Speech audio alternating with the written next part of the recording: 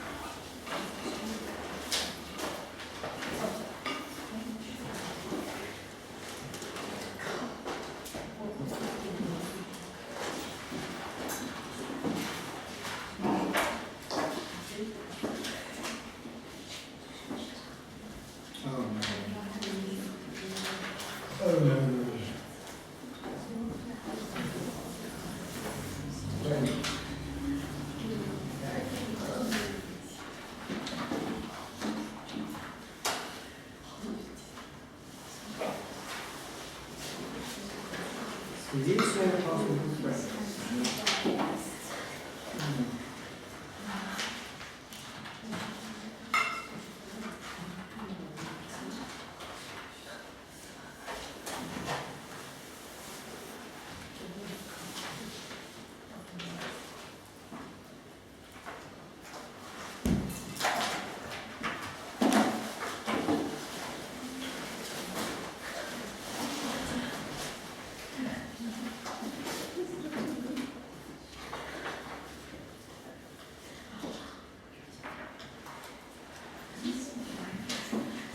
So today is the first of 3 lectures on news. The very, probably arguably the most important topic of this course that you might want to argue is advertising, you might want to argue is internet and digital media. But look what's happening in the world today. There are 2 huge news stories.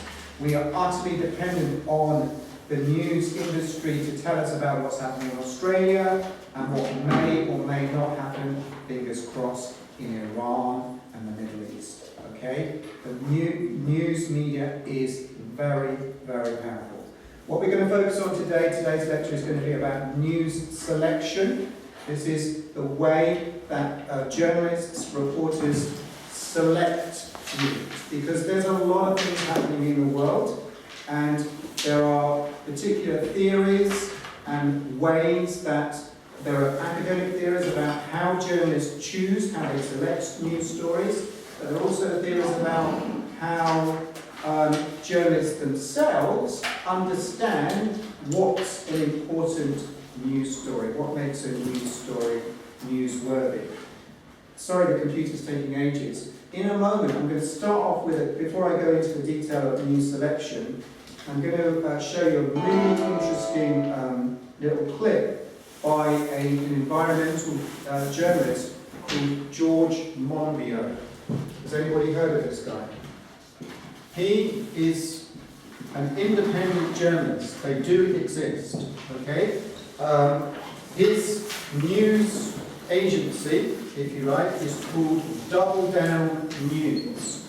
He is about to talk to you about the power of the news media, in particular social media, to control politics in the world today. I think he nails it. I think he's really good. It's a very good introduction to thinking about the power of news media. Let's watch it first of all. This is the clip that I'm showing you is, you know, the general election result. Labour lost, the Conservatives won.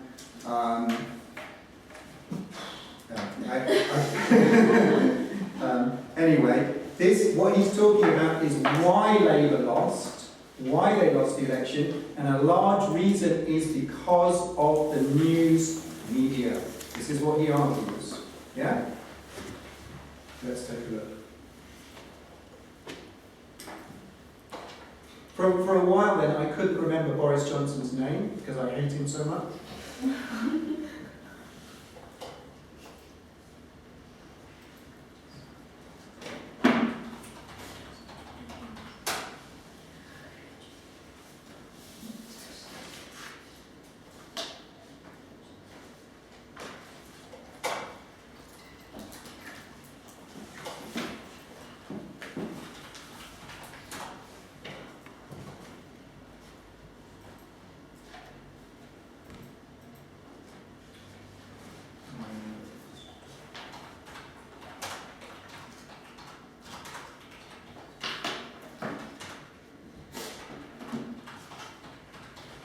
Do you know what oligarchs are? They are very, very powerful business leaders like Rupert Murdoch, who own many, many big media companies or just companies in general, corporations, oligarchs. Yeah? Donald Trump is a kind of oligarch, so is Putin, so is President Xi, I guess. You see someone who has pretty well gone along. A lot of people are blaming Corbyn for the results of this election.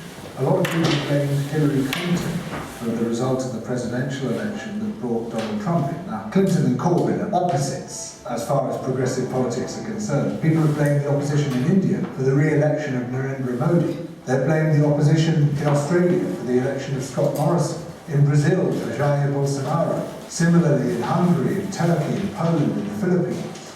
Actually, blaming isn't going to get us very far at all, because what we're witnessing is a global phenomenon. Something big has changed. The oligarchs have discovered the formula for persuading the poor to vote for the interests. So big business people who run the media corporations from a political economic perspective have discovered the magic formula to get poor people to vote for rich people to run their lives. How do they do that? Through the media, social media in particular. Of the very rich. And that formula includes massive lying and cheating on an unprecedented scale, mobilizing social media particularly to generate mendacious, manipulative adverts and memes and conspiracy theories in order to swing people round or to turn them off from voting altogether, pushing forward killer clowns like Johnson, like Trump, like Modi, like Bolsonaro, who will do whatever the oligarchs want, but present a sort of almost amusing face to the public, and so we laugh along with them. And then they learn from each other, they teach each other. In fact, very often the same political operatives will hop from one campaign to another, constantly refining the model, refining the formula. So it's a mistake to fixate on one leader or one political party and say, oh, look how badly they failed. Sure, there are failures. There was a lot of internal division within the Labour Party that really didn't help. There was a lot of disarray over Brexit, with a lot of wobbling about what the Brexit position should be. Lots of people really liked Labour's manifesto. So it wasn't the policy which was the problem. And I don't even think primarily it was the leadership which was the problem. But any Labour leader putting forward those policies whose aim was to transform this country would have been demonised and ripped apart. The fundamental problem is the incredible grip over our imaginations that the billionaire press. So he's directly attributing the result of the recent British political election to the power of billionaires controlling the press industry. That's the news industry, right? Using advertising techniques, using social media, using negative campaigning, and so on and so forth. Negative you're familiar with some of this from when we discussed advertising. Still exerts, combined with highly effective and misleading use of social media. This is a global phenomenon. Something huge has changed. People who wouldn't have stood a cat's chance in hell 10 years ago are suddenly winning elections all around the world. Why is that? Because they have worked out the formula for how to do it. If there is a formula for how to do it, there must also be a formula for how to resist it. But now, tell One of the things we need to do is to ensure that people are much more aware of what is Fake news, okay? We're living through the era of fake news. Yeah? Most people can't tell the difference these days. Yeah? Look at the two news stories that are happening, the big global news stories that are happening at the moment, Iran, America, and Australia. There are many people who still think that there's no connection between the fires that are happening in Australia, that have never happened on such a large scale before, and corporate capitalism, and fossil fuel production. People are not making the connection. Why? Because the media is capitalist. The media wants to make money. It denies the scientific conclusions that fossil fuels and putting carbon into the atmosphere is killing the planet, right? That's the number one news story in ever, probably, and it's not really in the news. It's global climate change, environmental destruction, okay? It's fake news that we're not talking about enough. Yeah? This is your future. This is no exaggeration. Australia is the future if we don't do anything. The whole world will burn. Your futures will burn if we don't do something. It's the media that's stopping you realising how bad it is and how we really need to make some serious changes. And part of the problem is the ideology of capitalism. Yeah? Keep making money. The oligarchs just want you to keep consuming, accepting the values of the advertising industry. They want to make money more than they want to save our planet. Right? And the news media is at the heart of this. If the news media did its job properly and reported, just like George Monbiot is doing, how serious a threat this is to civilization, to human life, to all life on the planet, we'd all be changing the planet right now. But the media is distracting us, and it's faking reality, right? So this goes to the heart of the problem with news selection. Most journalists are paid not to report the most important news stories. Yeah, they're becoming part of the advertising industry to just ideologically represent the perspective of power, billionaires, money, capitalism. Right? Let's just watch a little bit more. It's fake and what is real. Dark ads on social media telling total lies. Facebook, Google, Twitter, they're all deeply culpable in this. So we must defend ourselves from lies, and that requires digital literacy. And there are ways of doing that. On the day of our general election, in Finland, a 34-year-old woman, Sanna Marin, was chosen as their Prime Minister. And she's a complete antithesis of Boris Johnson. Antithesis means not different.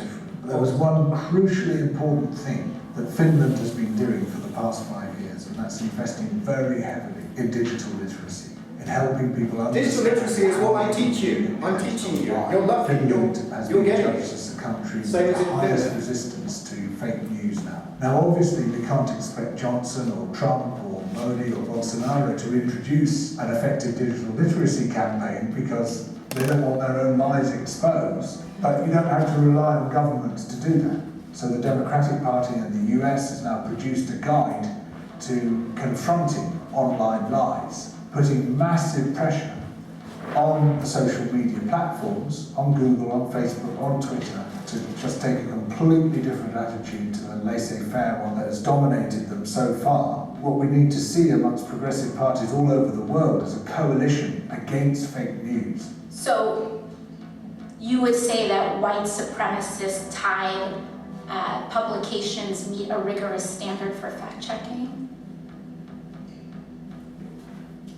Basically what she asked him was basically on Facebook, you know, when you have sort of fascist right-wing hate propaganda against black people and people of colour, do you check the facts? As the head of Facebook, Mark Zuckerberg, do you check?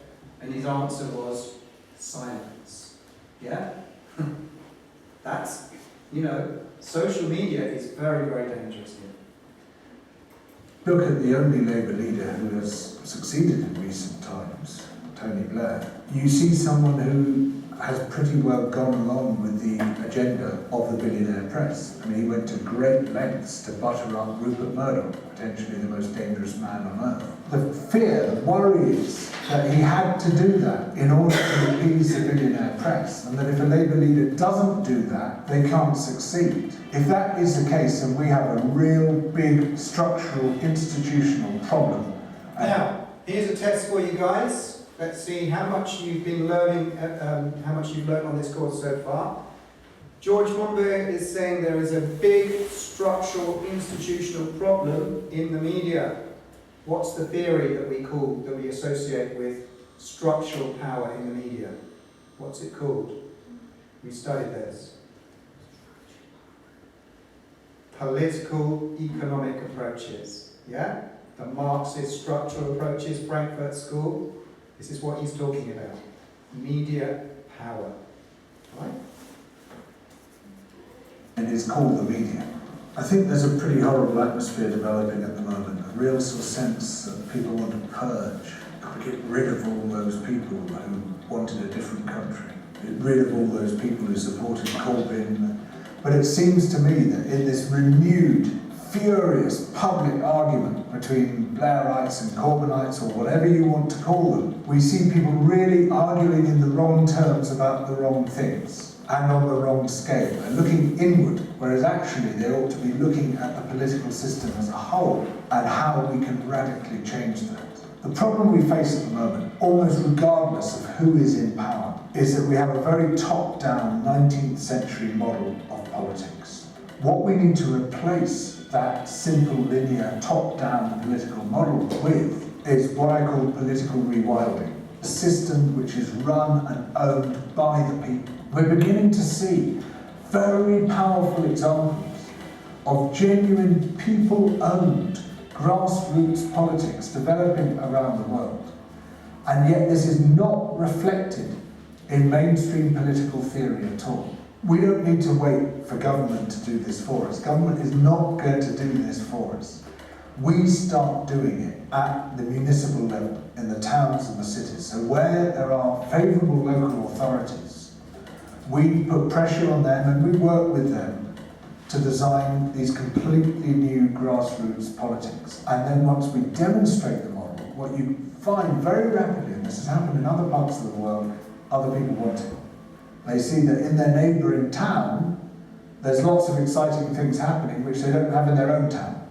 So the demand for that new politics begins to spread and begins to grow and gradually can transform the nature of the whole nation.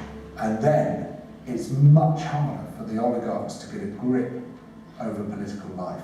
We also have to attend to the short-term crisis that many people in this country now face. Even though most of us are very hungry, we have to be careful with our food. So we try not to eat a lot in one day. Continued austerity, continued exclusion and marginalisation.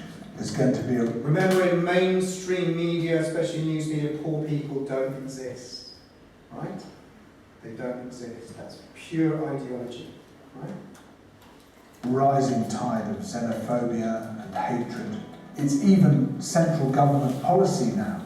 They're going to attack Romani gypsies and travellers. That's in the manifesto. So the first thing we need to do is to stand in solidarity with everyone who is likely to be victimised by this government. We double down on our efforts to help the people who are being marginalised. We have an overtly racist Prime Minister. Just since the election already, we've seen a marked rise in racist assaults. No one must be left to face the consequences of this election alone.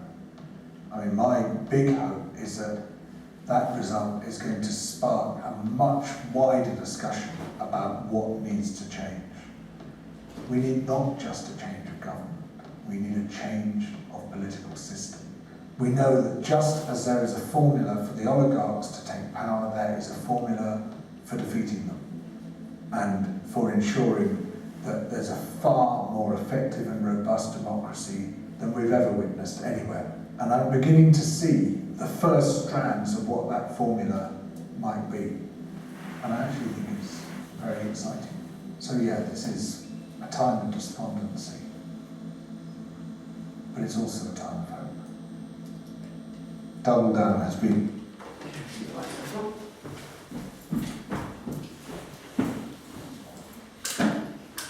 That is really, really good. You can watch it on YouTube in your own time, and I'll be using it in future teaching because it's brilliant. Anyway, let's talk about news selection. You've all got your handouts, right? First point about news selection. It's one of the unwritten rules of the game of news making. The central question that we'll be asking over the next 3 weeks is news media subjective to the extent of being politically biased, or is it objective in a universal way? There are two different ways of understanding the news media. You can even think of it this way. You can think, does news media reflect reality? Yeah? Or does it construct reality for commercial or political reasons? If you're an objective, we'll be talking about objectivity in 2 weeks' time when I talk about foreign correspondence. If you're an objective, or so-called objective BBC journalist, you actually really believe that you can report an overseas foreign event in a way that is neutral and is unbiased politically. There are many very successful journalists who work for the BBC and other public service news media organisations, very intelligent, highly educated people who believe that they can be objective about your culture. Yeah? So the next Tiananmen Square, let's hope it never happens. But, you know, the British foreign correspondents that fly into Beijing or China when there's a big crisis, they think that they can see things in your culture that you can't see and report it back to the domestic audience back home.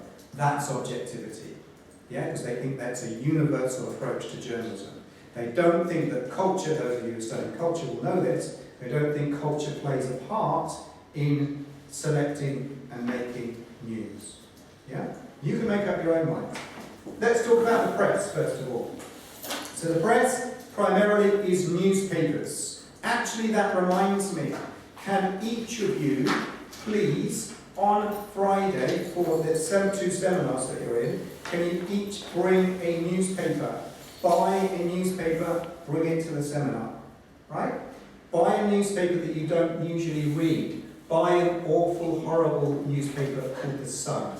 It's very popular. We need to understand why it's popular and how it works. If you don't want to do that, feel free to bring, you know, The Guardian, The Telegraph, The Times, Financial Times, whatever. Bring an English language newspaper, please, to the class on Friday. So, the first thing that we need to understand about the press and newspapers, this relationship between photographs and words. In newspapers, words are more important than images, arguably. It's not that newspapers don't use photographs, but the actual words have more power than the images. Whereas television news, it's the image that has the power. So can you see that press, journalism, newspapers, the word is more powerful than the image in constructing stories. Each newspaper in the UK, and I'm sure it's relatively similar in your countries, has its own political perspective. Each British newspaper, we'll talk about this on Friday, has its own political bias, either in favour of Labour, in favour of the Conservative Party. But broadly speaking, because most newspapers are commercial, if not all of them, they all have a bias towards the Conservative Party, which is back to what George Monbiot was saying, you know, how part of the success of Boris Johnson is that all the newspapers report his politics in a favourable, positive way, and they report Corbyn and his Labour politics because they think he's anti-capitalist in a negative way.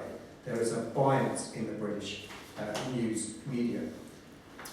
Now, in press journalism, journalists can sometimes put themselves into the story, personally and politically, and we'll talk more about that, but we'll talk about that in 2 weeks' time. But what I'm focusing on today with you, because I really think this is so important, is climate change. As I said to you at the beginning of the lecture, climate change, the destruction of the environment, is the biggest human story ever. It's really bad today in 2020, and it's not really on the news agenda. It's not being selected very. Even if you look at the reporting of Australia, especially say the BBC, it's reported like it's a natural disaster. It doesn't talk about it being human-made. Yeah, that's a big problem with objective news, right? In fact, the two big news stories today, as I already mentioned, you know, I'm not exaggerating. I wish I was exaggerating. World War III, it could be. Iran, if Russia gets involved, China. You know, these are all, and Australia, these are all related to the culture, the Western culture of what Chomsky calls the military-industrial complex. War is money. War is control. Iran has just discovered huge amounts of oil. Trump wants access. The same reason for why Iraq was invaded by Britain and America in 2003. Yeah? So one of the functions of the news media is to normalize ideologically war, to make war look good and necessary, and to make capitalism look good and necessary, and to not give you the political link between many of the social problems and the conflicts that are happening in the world being the direct result of capitalism. So, you can look at the Guardian link if you like. It's just an example of a bias in the media against climate change action. We'll maybe come to that in the seminars. Let's turn to television news before I show you my next clip. So, television news, the opposite, the reverse of what we just said about press news, words are secondary to image in constructing stories in television news. So in other words, the image, just like in advertising, is the truth. The camera never lies. If you look at images of, how many of you have seen images of Australia recently? It looks like hell on earth. It really is, and the people who are there are saying it. And it's the image, it's through our eyes that we're experiencing that conflict, that trauma, that fear, that intensity. It's not with words. It's not words. If you think about the World Trade Center attacks in 2001, 9/11, actually, part of the impact of that, as one of the big news stories, was the image of the planes hitting. It's the image, wasn't it? It's the televisual image, the photographs, had more power than just reading an article in words. The image carries more power. Television news producers know this. They understand the power of the image. So, but what's different about TV news is that news tries to be impartial. What does impartial mean? Objective, balanced, neutral, observation of local, national and global, real, external, materially visible events. The broadcast news agenda sees climate change scientific facts as counter-aspirational. Because the mainstream media is so geared towards consumer culture, selling capitalism, selling desire, making people work in a capitalist world, making people desire to buy products in a capitalist world, it is absolutely against the idea of climate change because it's not good for business. Climate change is good for business. If the Amazon rainforest disappears, they're going to turn it all into palm oil areas for growing palm oil. The polar ice caps are melting. There's oil underneath the polar ice caps. This is all economic opportunity, but what world is going to be there? So there's this bias in the media all towards making money and not looking at the real material destruction that's going on of the world in terms of climate and the land base.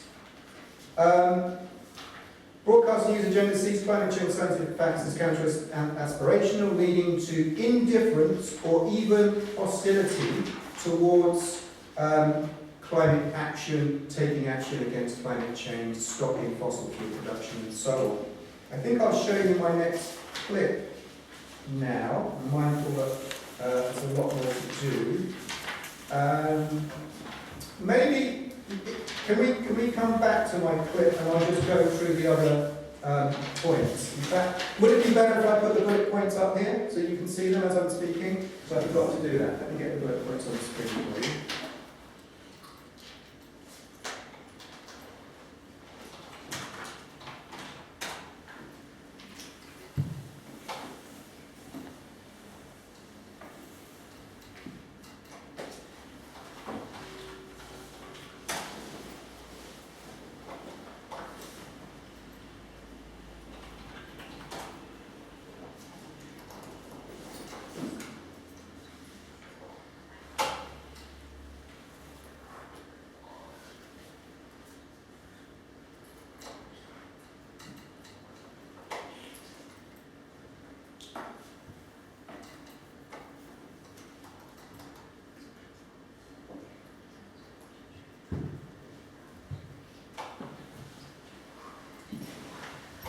Slightly different from the handout I've given you, but I'm still going to use this one, I think. Okay, so let's continue from defining newsmakers' assumptions. So, okay, so some basic points, just to sort of recap what I said already. The press, each paper adopts a political perspective, so the press is more political. Television news tries to be impartial with using image and objective. Now, there are two different approaches to defining news. There's first of all how newsmakers look at news, and they say that the news has to be up-to-date, important and socially relevant. Newsmakers believe that you can record the world, the events of the world in a transparent, neutral, non-political way. They believe in objectivity.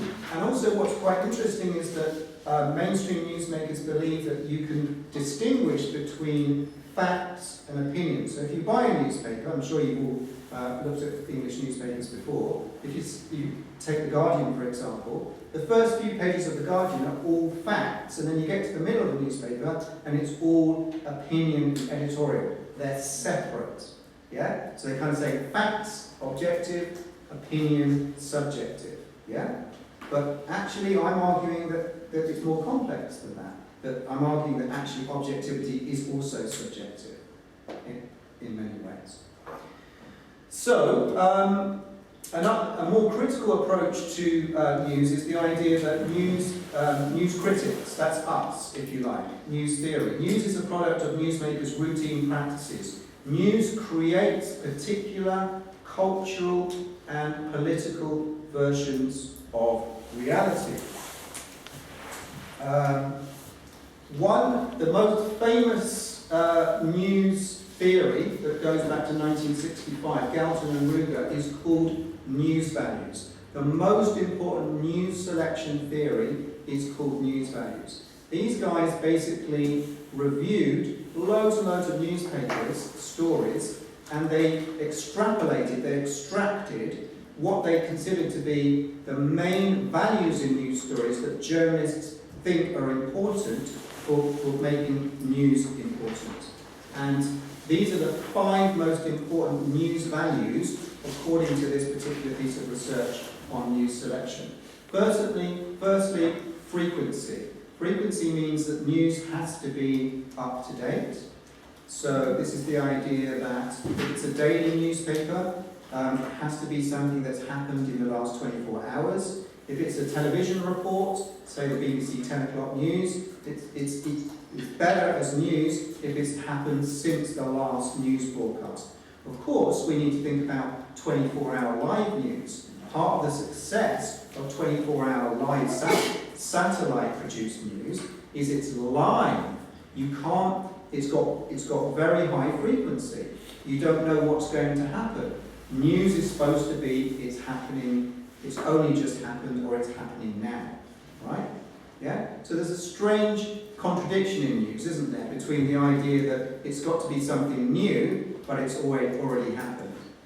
Yeah? So this is why live news is very popular. The next news value is proximity. This is the idea that the news story has to have local or national cultural relevance. So from a Chinese perspective, if a news story happens in China, it's more important than outside of China. Yeah?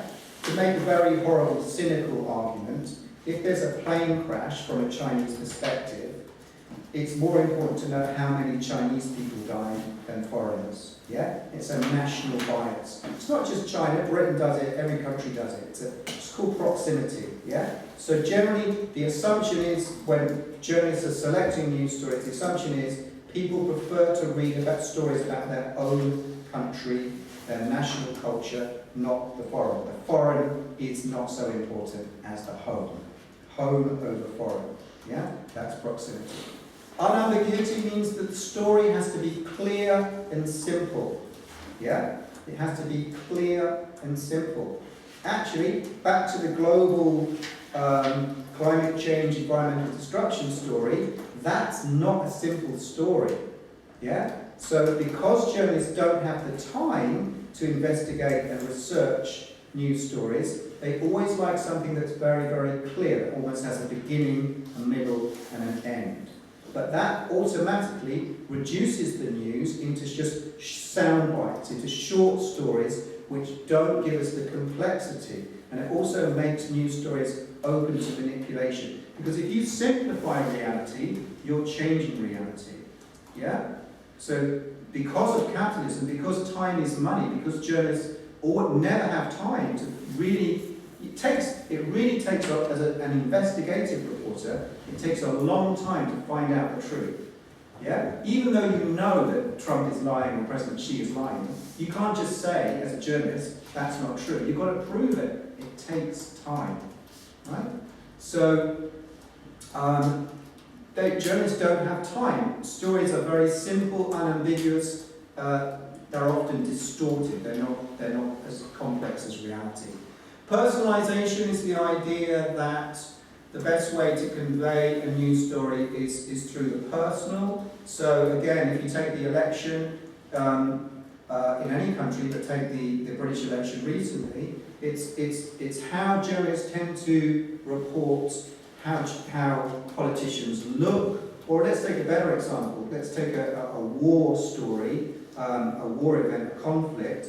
If you are a foreign correspondent flying into a war zone and you want to report that conflict for a domestic national audience, what you do in the name of personalisation is that you interview one person caught up in the war or a family. So you don't just give the facts about how many people died and what happened in the story, you actually make a personal connection with somebody in the story. That's called personalisation.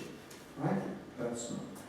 Negativity, sadly, is a very, very powerful news value. We'll talk about this more on Friday when we analyse the newspaper stories that you bring. Negativity, obviously, is anything that's bad, frightening, scary, destructive. People are going to watch it. It's like we are hardwired as human beings, as animals. We're afraid, and if we think there's some threat in the world, we want to know about it. Whereas good news is not so threatening, and so commercial news companies, they exploit our fear. And also, they exploit our fear politically, because if you make the news reading public afraid, then you can have more political control over them. If people are afraid because of all these negative news stories, it makes us want idiots like Donald Trump and Boris Johnson. It makes us feel that we need authoritarian leaders. It's part of political control. Let's go on to... For televised news stories must be visually illustrated and preferably exciting. The next theory that I'm going to give you is called the news net by Touchman. Again, quite an old theory. Let's just see how much more we've got to go. Okay, not too bad. So what's the news net? You all know what a net is. If you go fishing, traditionally, not just with a fishing rod, you have a net, a big net in the sea. And the idea of a net is that it only catches big fish. The idea of a news net is, as a journalist, you only want the big stories. So metaphorically speaking, figuratively speaking, it's no coincidence that all media organisations are centred in capital cities of big, powerful, industrialised Western, not just Western, but, you know, why is it that all the big news companies are all near the business areas of power? Because journalists just will always want to interview and get stories about powerful people. They're not interested in small, poor people. They're not interested in what goes on in the countryside. The big stories always happen in the cities where powerful people exist and carry out their work. So the idea of the news net is that you concentrate your resources in areas of power. Yeah? Journalists are only interested in powerful people and what's happening politically powerful people and commercially powerful people. Newsbeat is the way that news as a profession is broken down into areas of speciality. So, for example, you have a political correspondent, you have an economic correspondent, you have a crime correspondent, you have a social correspondent. So particular journalists focus on a particular field of journalism, and that's their expertise of knowledge. It also means that a journalist that works in a newsbeat, let's take, for example, a political correspondent, he has particular contacts. If you're a British political correspondent, you basically have contacts in all the main political parties in Britain. You can basically call up Boris Johnson if you're a big political correspondent and ask him questions. Yeah? So political people in a newsbeat, political correspondents, for example, they have a particular network of powerful people that they speak to. Now this is where the problems start, because if your job is to interview powerful people to get stories, how do you keep the relationship sweet? How do you keep the relationship functional? Simple answer is you don't say anything bad about them. Yeah? You say what they want you to say. Yeah? So that creates a political bias right there. And of course, a foreign correspondent is a newsbeat. The idea that everything that happens outside of your national culture is one journalist or one type of journalist, a foreign correspondent. But the idea of foreign is crazy, isn't it? It's like everything outside of China is foreign, everything outside of Britain is foreign. Yeah? It's like that's where Orientalism comes in for our culture students, isn't it? It's like the way you objectify the foreign. Well, journalism, foreign correspondents objectify the other as a result of a newsbeat. Pre-selection of events, news diary. This, believe it or not, is the idea that journalists actually plan news stories. There are many big news stories that journalists know are going to happen in advance. For example, big international economic summits, meetings, sporting events, the World Cup, the Olympic Games. These are all scheduled in advance and can also be written in advance. And also, to a certain extent, big famous people, when they die, news stories about their lives, which is called an obituary. If you look at a daily newspaper, what you're going to buy on Friday, at some point in the newspaper, in the second half of the newspaper, there's a list of sort of important people that have died. Obituary. Obituaries are written before they die. So when someone's really old, yeah, no, it's true. It's absolutely true. So think of a famous old person in the world. Who's famous that's old? Let's think of Rupert Murdoch, because we hate him so much, don't we? Yeah, he's quite old. Now, Rupert Murdoch, I'm absolutely sure in all the big news companies, organisations, there will be an obituary written already about his life, so that when it's announced that he's died, they'll just have it ready for publication, because they know it's something that's going to happen. Right? Which is a strange contradiction, because news is supposed to be about something new, but it's actually written in advance. Manufactured news, public relations events, this is the power of advertising culture over news. So commercial news is also affected by advertising ideology, advertising values.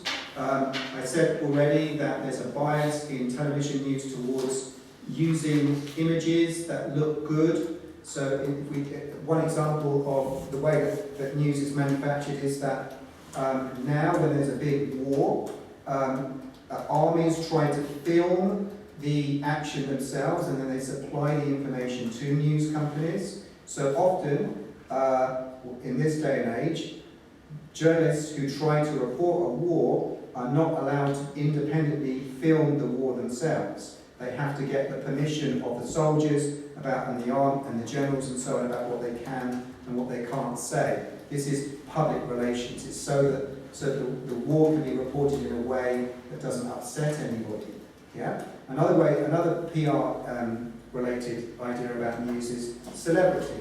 All celebrities to be a celebrity, you rely on the media to make you famous. So your agent supplies stories to the media to make you look good.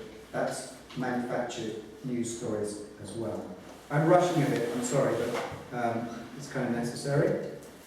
I think I'm going to show you the clip, and then in the seminars we could probably go into gatekeeping and implications, not quite so important, gatekeeping in the seminars. But let me show you a clip now. This clip now is from Al Jazeera English, and it's about, the actual clip is called Covering Climate Now, Will the Media Seize the Moment? So it's back to the case study of why climate change and the environmental destruction is not part of news selection. Why is that? Why is there such a bias against climate change? It's the biggest news story ever in the human world. Let's just have a look at this clip.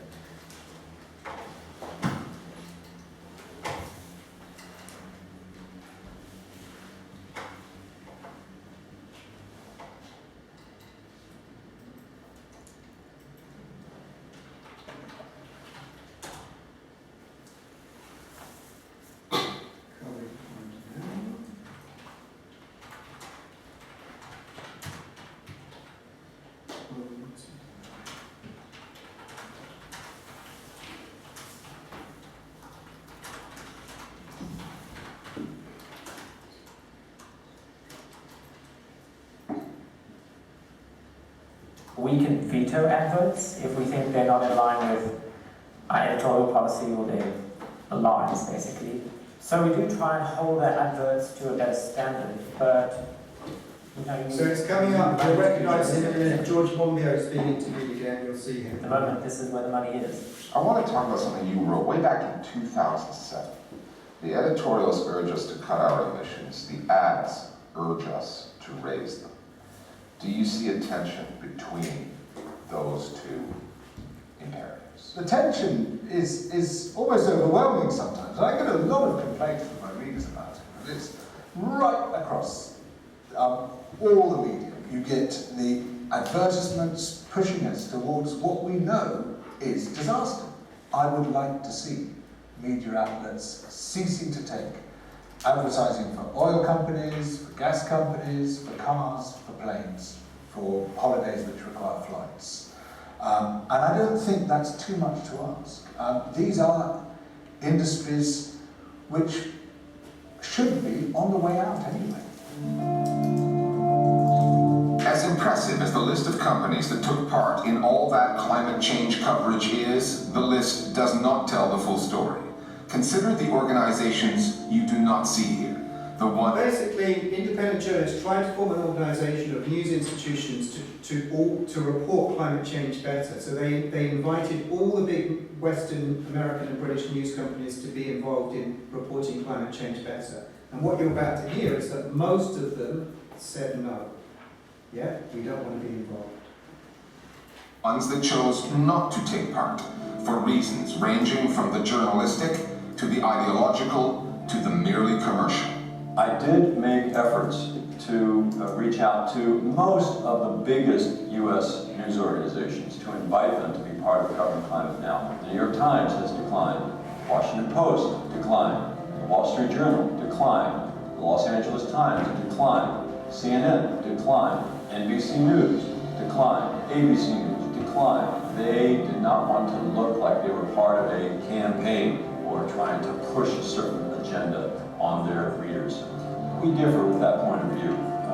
We think that it fundamentally misses a key aspect of journalism, which is to try and cut through the fog and tell citizens. So what he's talking about here is two approaches to journalism, okay? That actually, this is in my research on foreign correspondence too.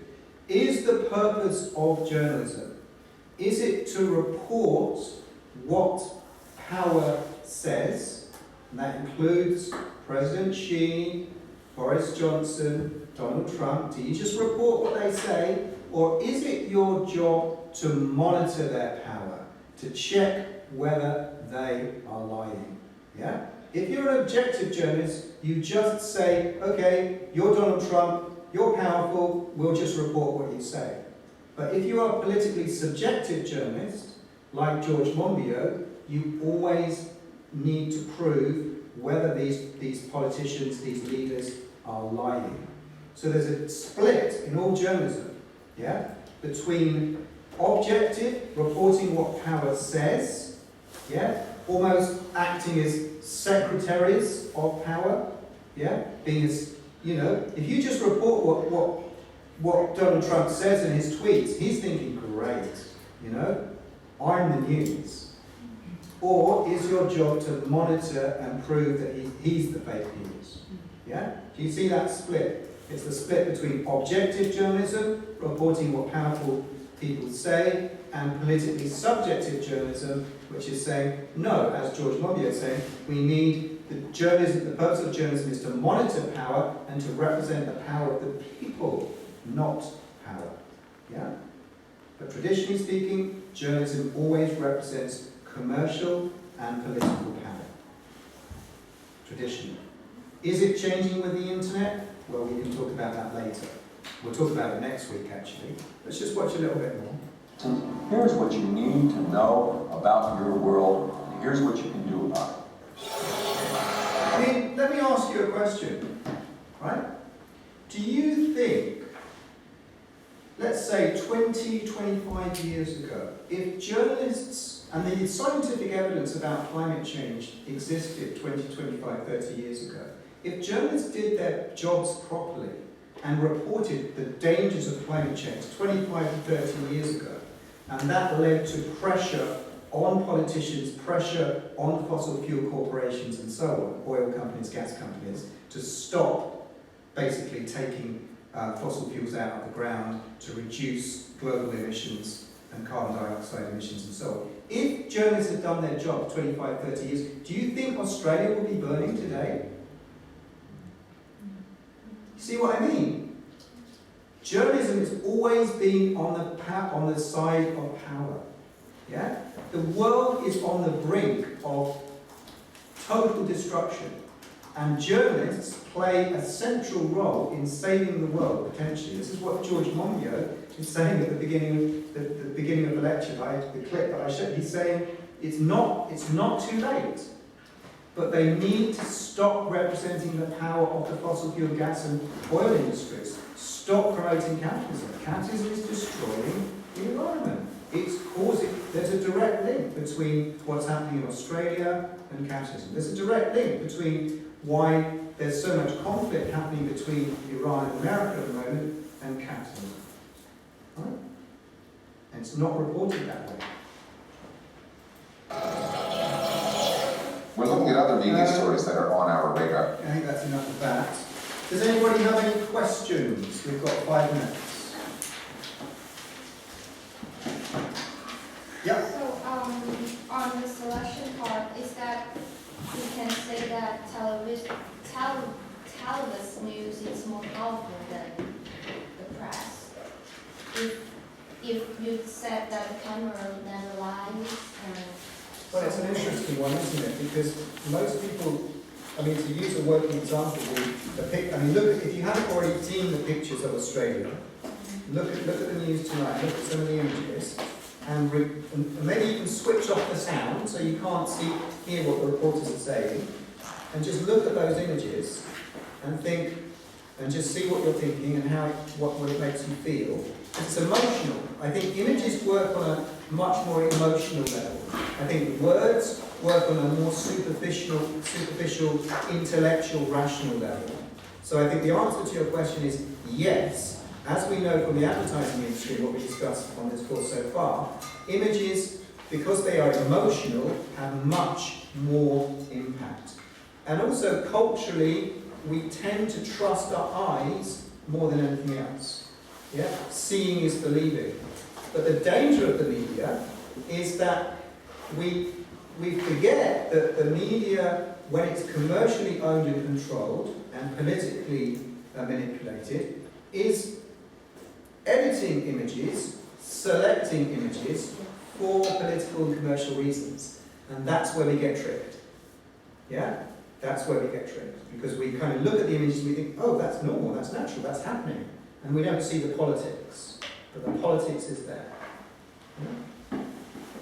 Anyone else? Yeah? As this guy, the guy George Monbiot? He said the point is change the political system, but in some countries it's really impossible. Like yours. Yes. Well, nothing's impossible. I'm trying to think of something. You know, people used to say that democracy, liberalism was impossible. You know, to use a kind of cliche, you know, exploring outer space, landing on the moon is impossible. I don't think it's impossible.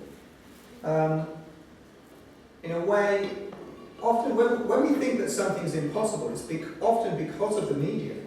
Because we actually have been led to believe that something is just so normal and natural. But don't you think it's crazy? I mean, let's just get away from China.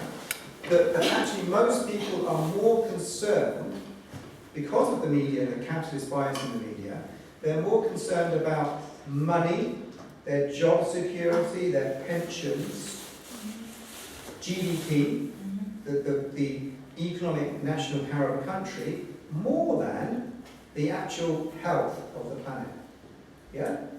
That is, I just think, that's, you know, I think if people, see, part of the traditional danger of people on the left, like radical Marxists, and this happened in your country, is that they always think that they're right and that powerful people are idiots and people like, you know, leaders of states are idiots. No, I think we should never give up and should never assume that people like President Xi, I mean, it's hard to think that Trump will ever change his mind or that Boris Johnson, but in actual fact, you can't necessarily just change the government with a left-wing government.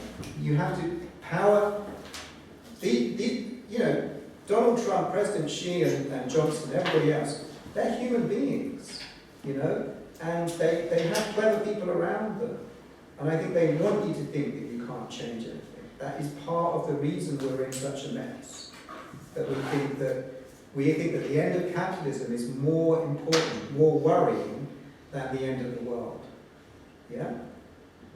We can, I think, I mean, let's put it this way, Pat. If everybody really realised, everybody has a role to play.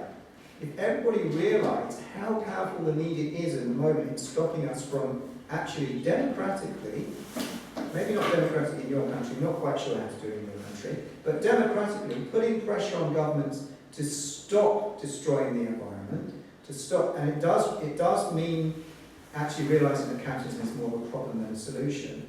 I think if everybody felt the same way and exercised their democratic rights, and if journalists did their jobs properly in monitoring power, not reflecting power, I do think change is possible. That's the great thing about humans. They do really, really stupid things, but under pressure they can work very well. They can make necessary changes.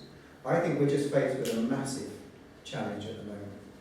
But I think, put it this way, people in power who are benefiting from capitalism, who are benefiting from destroying the planet, they want you to feel depressed and paralysed. They want you to feel there's nothing you can do. Yeah? That's what they want. You know, all the good things that we enjoy as human beings are the result of people saying no to power. Yeah? Feminism as well. You know? Feminism is the longest revolution. It's not finished yet. So you should never assume that you can't do this. There's too much at stake, it's too important. Your children won't have a future if you and other people don't do something. It's as simple as that. So that it starts in education, it starts in the media. But once the ball gets rolling, and that's what Joyce Monbiot was saying in that clip, maybe you should review it again on YouTube. He's saying there are some very positive examples, say Finland, the Finland government, the Icelandic government, the New Zealand government, often younger female leaders who are very connected with the environmental issues. And I think once that starts spreading, then there is hope. Yeah, so never say never is the conclusion. Thank you. But it also means don't be naive. You're right to be skeptical. Yeah? This is not about talk. All I'm doing is talking, right? But it starts with talking. The next thing is check his action. But together, this is a basic Marxist principle of solidarity. If all the people want something, the power can't stop. If all the people know what they want, and they can get it. And now's the moment. Yeah, should we stop? Yeah? No, don't. It's almost like a TED talk. I know, it's terrible, isn't it? It's not terrible. No. Well, I thank you. I thank you for my girlfriend always says to me, I'm not good at taking compliments. So if she says something nice about me, saying, rubbish, that's not true. Actually, if you want something quite funny that's related to what we're saying, you know the, I think I showed you when we did advertising the clip of the fake news report from Africa, Ricky Gervais, the comedian. Do you remember that? Do you know Ricky Gervais, the English comedian?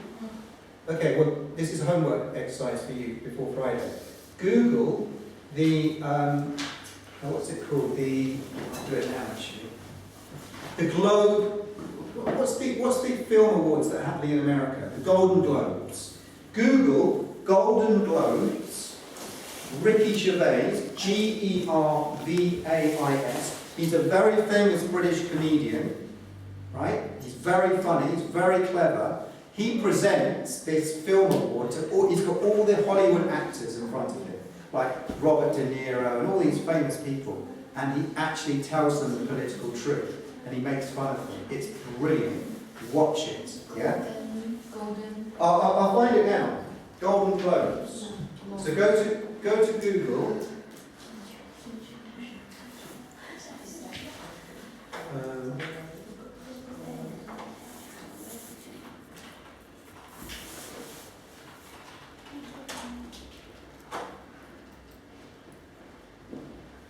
Go to YouTube actually. Golden Globes. Sorry. And Ricky Gervais. Let's just put Gervais. Yeah? So Golden Globes 2020, it happened last night in America. He's the presenter, he's got all these famous people, and he makes some really powerful political jokes about the media and politics. He's really cool. He's like, really powerful people, like hundreds of people, and he's fearless. He's just like, no fear. That's what's going to change the world, right? Don't be afraid. Okay, see you on Friday. Yeah? I like him. I like him. Sorry? Yeah, he went to UCL, right? Did he? Yeah. I didn't know. Yeah, he's actually very bright. He's a very clever man. Yeah. He also used to live in Reading. I used to live in Reading. Okay, so you're a friend. Yeah. No, he's not my friend. But I think, yeah. Anyway.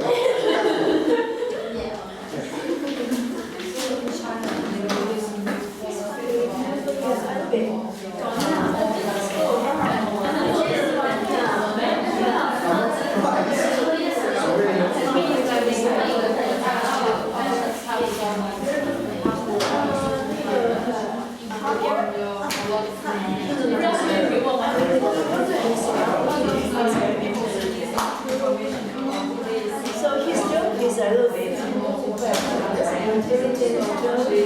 Ireland. He's